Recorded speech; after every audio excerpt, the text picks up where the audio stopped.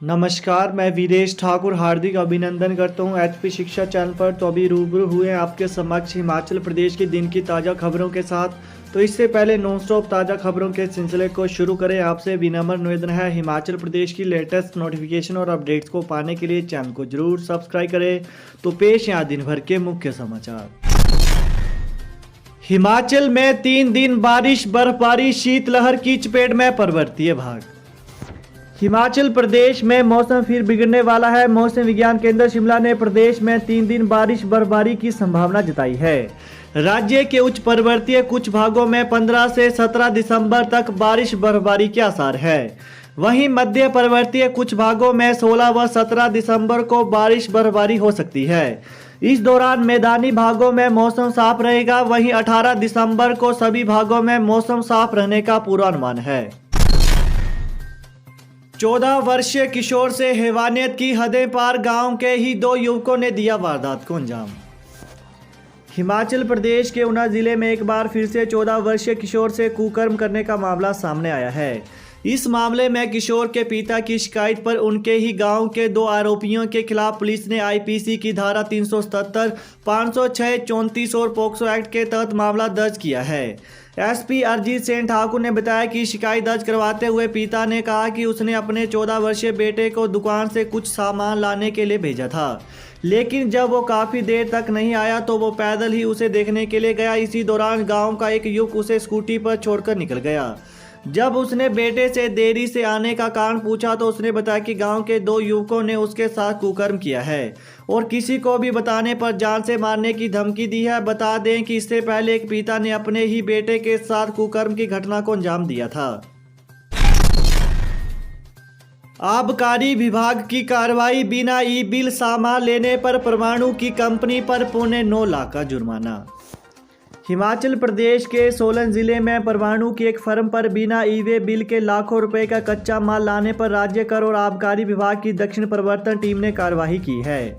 Team ने गश्त के दौरान दिल्ली से परवाणु की ओर जा रहे एक ट्रक को जांच के लिए रोका। इस दौरान ट्रक में लदा कच्चा माल बिना ई वे बिल के पाया गया, जिसके बाद विभाग की टीम ने परवाणु की फर्म पर 8,79,712 रुपए का जुर्माना वसूल किया है।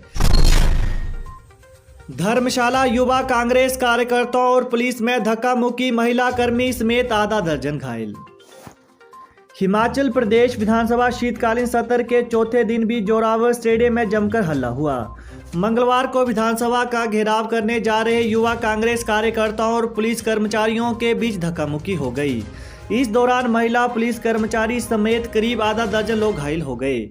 युवा कांग्रेस का एक कार्यकर्ता बेसुध होकर गिर गया और महिला पुलिस कर्मी को कंधे पर चोट आई है, जिन्हें 108 एम्बुलेंस से अस्पताल भेजा गया। इसके बाद कार्यकर्ताओं ने सड़क पर बैठकर जाम लगा दिया। ट्रक ने बाइक को मारी टक्कर, एपीजी यूनिवर्सिटी के 2 विद्यार्थियों की मौत। हिमाचल प्रदेश की राजधानी शिमला में एक दर्दनाक सड़क दुर्घटना में बाइक सवार छात्र छात्रा की जान चली गई है। एक तेज रफ्तार ट्रक की चपेट में आने से यह दुर्घटना हुई और दोनों विद्यार्थियों की मौके पर ही मौत हो गई। दोनों मृतक शिमला के निजी विश्वविद्यालय एपीजी के विद्यार्थी थे। इसकी पहचान कोलकाता निवासी 26 वर्षीय देवगतो मंडल और मध्य प्रदेश निवासी 22 वर्षीय अदिति चतुर्वेदी के रूप में हुई है। शिक्षा विभाग में सेवारत लिपि की हुई थी हत्या, एफआईआर दर्ज, पुलिस ने 2 संदिग्धों को हिरासत में लिया। हिमाचल प्रदेश के मंडी जिले में पुलिस थाना जंजैहली के तहत बखलाड़ में शिक्षा विभाग में सेवारत लिपि की संदेहास्पद मौत मामले में नया मोड़ आया है। लिपिक पदम सिंह 45 वर्षीय की मौत नहीं बल्कि हत्या हुई है। पोस्टमार्टम रिपोर्ट आने के बाद इसका खुलासा हुआ है। मृतक की पत्नी की शिकायत पर पुलिस ने हत्या व ST/SC अधिनियम के तहत एफआईआर दर्ज की है। हत्या के आरोप में 2 संदिग्धों को हिरासत में लिया गया है। वहीं RFSL की टीम घटनास्थल पर निरीक्षण कर रही है। राहत की खबर, दालों के थोक दामों में 800 रुपये प्रति क्विंटल तक की गिरावट। कोरोना महामारी के बीच महंगाई की मार झेल रहे हजारों लोगों के लिए राहत की खबर है। दालों के दामों में पिछले 2 महीने में पहली बार गिरावट आई है। थोक में अरहर, दाल चना, काला चना, मलका अरहर, काबुली चना और राजमा के दाम 400 से 800 रुपये तक प्रति क्विंटल दाम गिरे हैं। महंगाई के दौर में सब्जियों के बाद अब दालों के दाम कम होने के बाद गृहिणियों और आम जनता को कुछ राहत मिलने की उम्मीद है।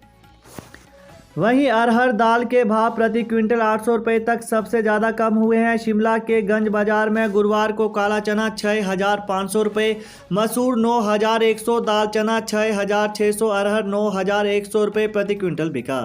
राजमा की अलग अलग किस्में मार्केट में मौजूद हैं। चित्रा के भाव 14,600 प्रति क्विंटल है। वहीं उड़द 8,800 और मुर्गी के दाम 10,600 प्रति क्विंटल है। खरीदारी करने आई विवेक, अमृता, सुलोचना, भावना, मोहिंदर, जसपाल ने बताया कि खाद्य वस्तुओं के दाम कम होने से कुछ राहत जरूर मिली है। डिपो संचालकों की चीनी कमीशन में होगी बढ़ोतरी, बीमा योजना पर भी बनी सहमति। हिमाचल में लंबे समय से चीनी के कमीशन में बढ़ोतरी की मांग कर रहे डिपो धारकों के लिए आज का दिन राहत भरा रहा। खाद्य आपूर्ति मंत्री राजेंद्र गर्ग ने मंगलवार को ऐलान किया है कि हिमाचल में डिपो धारकों के चीनी के कमीशन में बढ़ोतरी की जाएगी। यही नहीं, डिपो संचालकों की बीमा योजना की मांग पर भी खाद्य आपूर्ति ने हामी भर दी है। आज यानी मंगलवार को धर्मशाला में खाद्य आपूर्ति मंत्री राजेंद्र गर्ग की अध्यक्षता में हिमाचल डिपो संचालक की बैठक का आयोजन किया गया। इस बैठक में डिपो धारकों की समस्याओं पर विचार विमर्श किया गया है। हिमाचल में 5 बच्चों से कम संख्या वाले 243 प्राथमिक स्कूल बंद। हिमाचल प्रदेश सरकार ने शून्य नामांकन या 5 बच्चों से कम नामांकन वाले 243 प्राथमिक स्कूलों को बंद कर दिया गया है। विधायक नरेंद्र ठाकुर के सवाल का लिखित जवाब देते हुए शिक्षा मंत्री गोविंद सिंह ठाकुर ने बताया कि बंद स्कूलों के भवनों को संबंधित पंचायतों और आंगनबाड़ी केंद्रों के जनहित में संचालन के लिए स्थानांतरण करने के आदेश दिए गए हैं। अभी तक 157 खाली पड़े स्कूलों के भवनों को संबंधित पंचायतों और 45 आंगनबाड़ी केंद्रों के संचालन के लिए हस्तांतरित कर दिया गया है। 31 दिसंबर को बंद हो जाएंगे शीतकालीन स्कूल, पड़ेंगी 1.5 माह की छुट्टियां। शीतकालीन स्कूल 31 दिसंबर को बंद हो जाएंगे। स्कूलों में 1.5 महीने की छुट्टियां पड़ेंगी। यह छुट्टियां 1 जनवरी से 15 फरवरी तक रहेंगी। इसके बाद 16 फरवरी को स्कूल खुलेंगे।